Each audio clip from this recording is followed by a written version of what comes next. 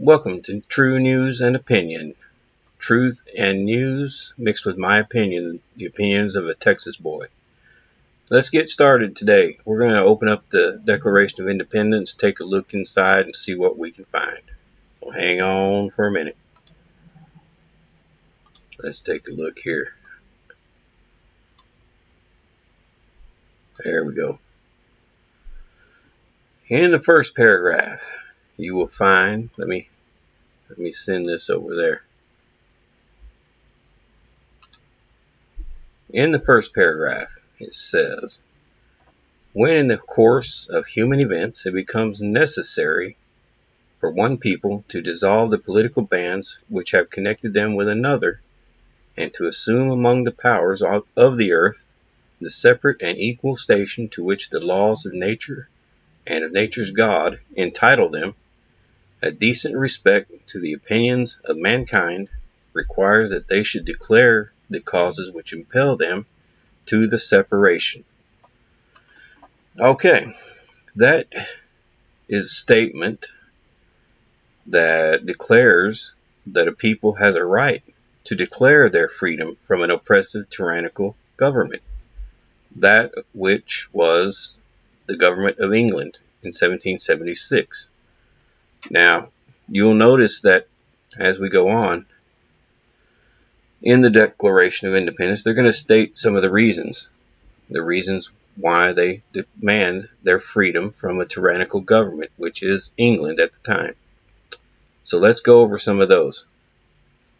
Let's take a look and see what it goes on to say.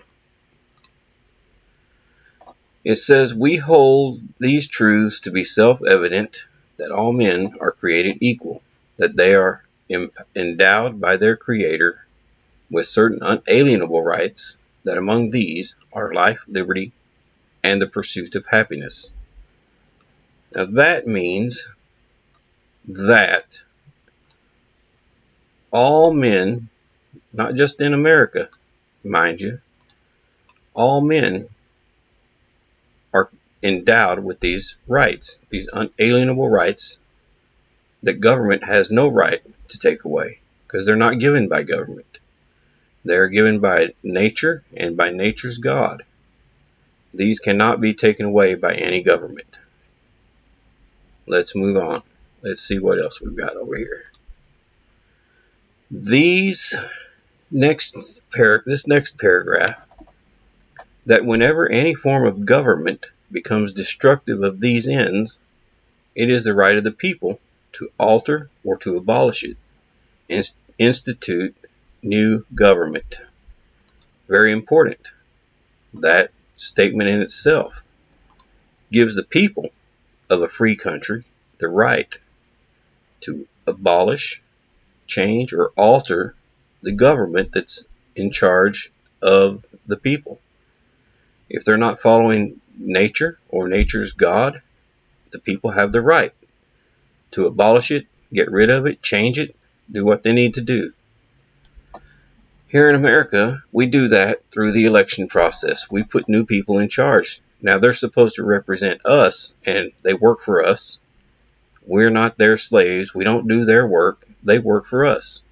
And we need to remind our Congress coming up in the future that they work for us, that we do not work for them.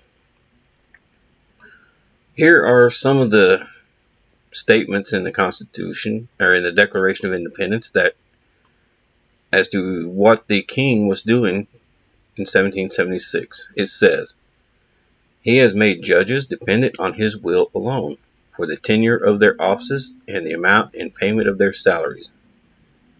That sounds familiar. DOJ works for the government, and they are doing the bidding of the administration in charge at this time. There's a two-tiered justice system, one for the elites and one for the rest of us. And you know what's going on with that. I don't have to explain that. He has erected a multitude of new offices and sent hither swarms of officers to harass our people and eat out their substance. This, in a nutshell, can be condensed down to the IRS. 87,000 new agents, empowered not only with the laws of the IRS behind it, but weaponized too against the people. You don't think they're going after the millionaires and the elite. They're coming after us, the little people. They need to control us. They're trying to enslave us. The king also has combined with others to subject us to a jurisdiction foreign to our Constitution and acknowledged by our laws, giving his assent to their acts of pretend legislation. Again, FBI, DOJ, acting on behalf of the administration, going after certain individuals and leaving others alone. The lack of prosecution of certain elites, prosecution of others, and you know the rest of that story too. But for what it's worth, we still have the power to change this, although the election is over now for this term. But we can let our congressmen and senators, representatives, know that we know these truths that are in the Declaration of Independence. And in a later video, we'll get to the Constitution. But for now, this is enough to get us started. You need to make sure that you study these, learn them, learn the Declaration of Independence, learn the Constitution, and make sure you let your representatives in Congress know, let your senators know that you know the truth about our founding fathers, our founding documents, and the country that started in 1776. Because if we don't take them and hold them to the fire and let them know, we know how to take care of the problem through the election, through ballots, and other means. Because the Declaration of Independence gives us the authority to change the government, to abolish it, change it, adjust it, make those things come to pass that will get us back on track to a representative government that follows the laws of nature and nature's God. That's what the Declaration is about. We need to get on back on track and let everybody in Washington, D.C. know that we know these things. They need to be held accountable. Thank you for watching. Please like, share, and subscribe if you will. Until we talk again, thank you.